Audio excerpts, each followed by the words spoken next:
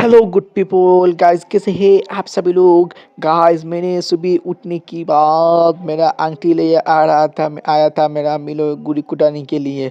लेकिन मेरा बर्थडे तो आया था यस्टरडे।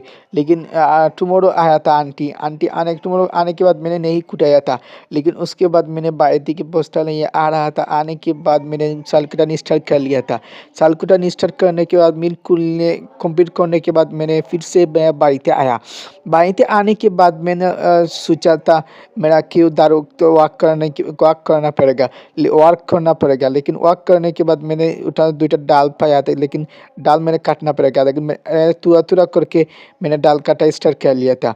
डाल काटा स्टार्ट करने के बाद मेरा तो अच्छा अच्छा लग रहा था। मैंने डाल डाल काट रहा था। लेकिन उसके बाद टुमारो मैंने आया था मेरा ग्रैंडफादर हाउस आने के बाद मैंने फिर से इधर से मैंने वो रोड खा रहा था। रोड खाने के बाद मेरा ग्रैंडफादर साथे